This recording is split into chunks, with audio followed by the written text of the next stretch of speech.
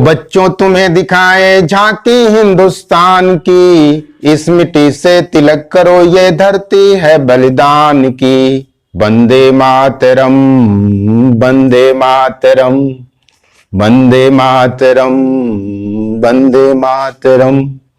नमस्कार, चंद्रलोक में आपका स्वागत है। आज का टॉपिक है एक्सपोनेंट। ये मैथ का एक बहुत ही महत्वपूर्ण टॉपिक है। आज हम इसके बारे में पढ़ेंगे।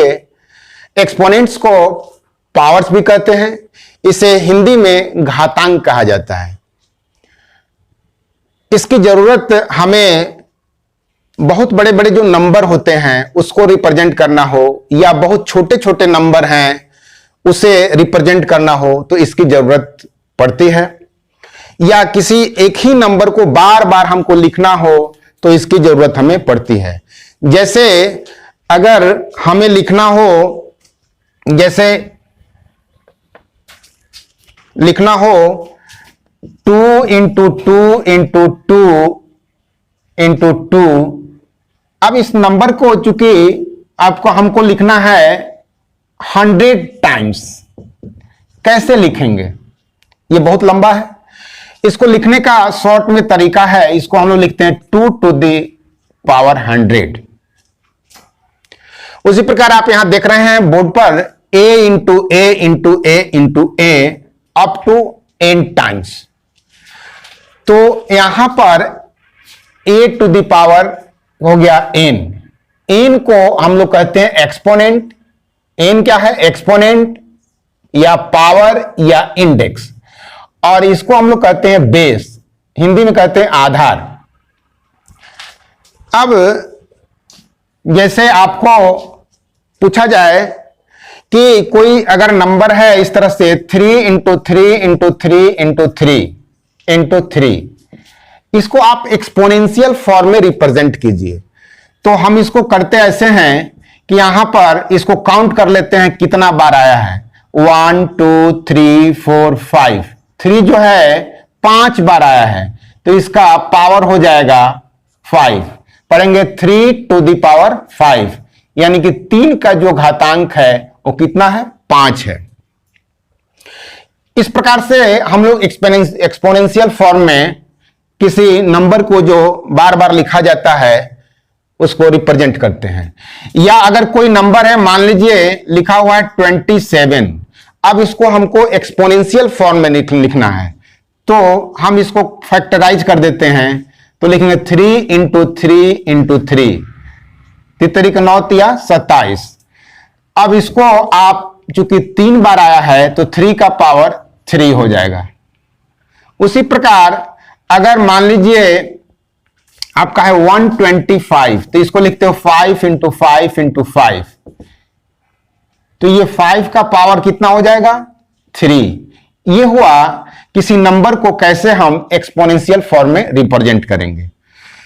यहां पर आप देख लिए कि जो यहां 3 क्या है? ये बेस है, और 5 क्या है?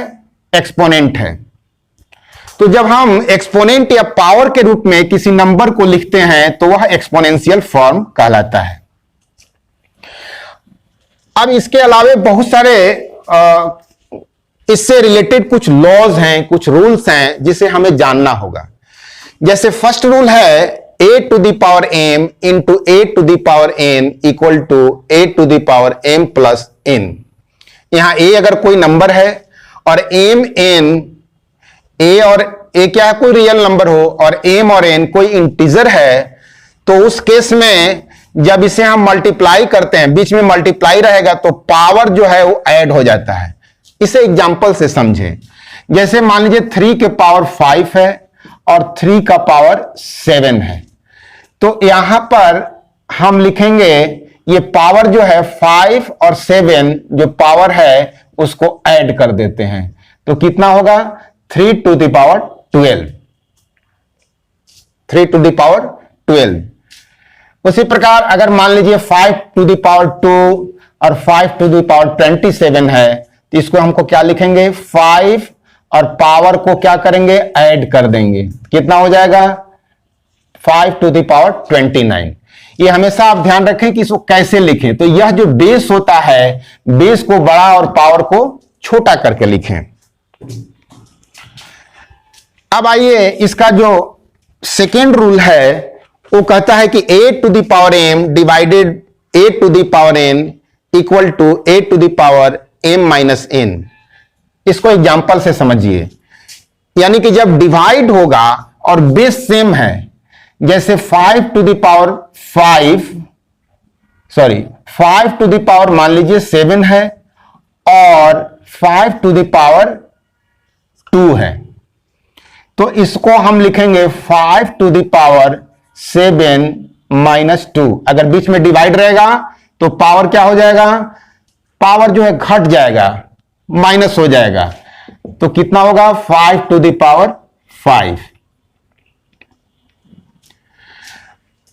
अब जो है इसको इस प्रकार से भी लिखा जा सकता है, मान लीजिए 3 टू द पावर 8 और 3 टू द पावर 2 है, तो इसे कैसे सिंप्लीफाई करेंगे, तो चूंकि यह डिवाइड में है तो हम इसको लिख सकते हैं 3 टू द पावर 8 माइनस 2। जब भी डिवाइड में होगा तो पावर को घटा देते हैं, माइनस कर देते हैं, 8 6 3 टू द पावर 6।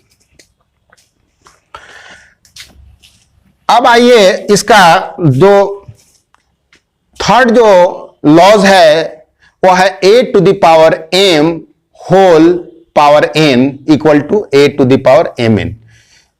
इसका मतलब है कि अगर पावर का पावर हो, अगर पावर का पावर होगा तो उसे हम पावर को मल्टीप्लाई कर देते हैं, जैसे 2 के पावर 3 और पावर होल पावर 4 है, तो हो जाएगा पावर का पावर मल्टीप्लाई हो जाएगा, 3 into 4 that is 2 to the power 12।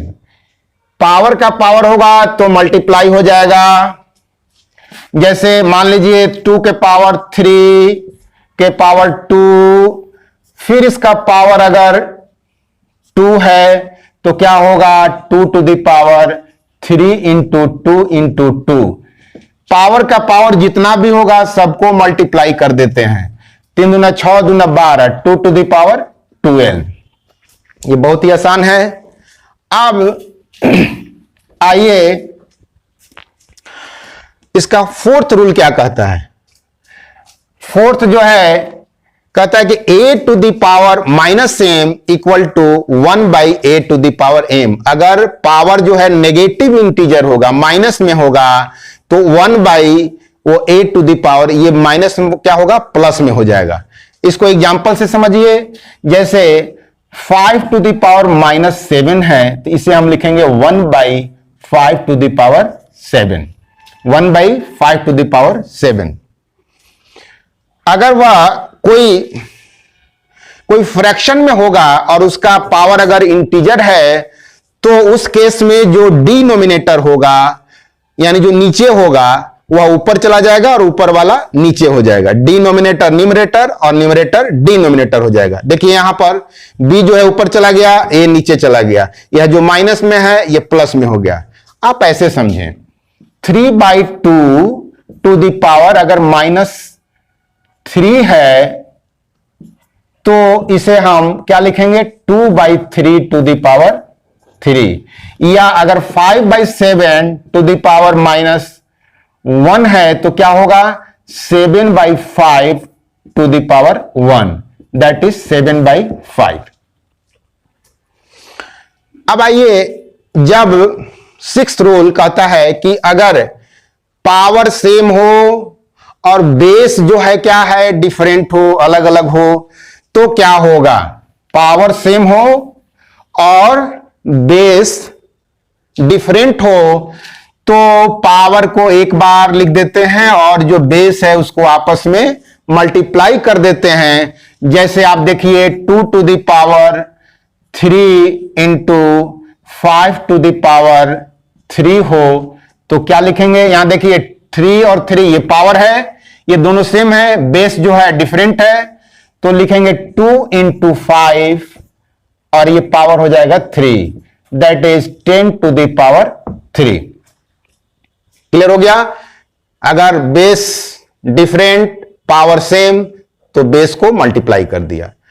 अब सबसे बहुत एक इंपॉर्टेंट जो लॉ है वो हम उस पर विचार करेंगे। जैसे ये 7 है, a to the power 0 equal to 1। इसका मतलब समझ लीजिए, कोई भी नंबर हो, कोई भी नंबर चाहे वह कितना ही बड़ा हो, उसका पावर अगर 0 है तो उसका वैल्यू 1 हो जाएगा, लेकिन a नॉट इक्वल टू 0 होना चाहिए। यह जो नंबर है a वह 0 नहीं होगा तभी लागू होगा। जैसे कहा जाए कि 5 टू द पावर 0 तो 1, 1 टू द पावर 0 1, 1 0 1 पावर 0 1, 1 2 3 5 7 9 8 3 2 1 का पावर अगर 0 है तो भी होगा 1। कितना हो बड़ा से बड़ा संख्या हो, उसका पावर अगर 0 है तो उसका वैल्यू क्या होगा, 1 होगा।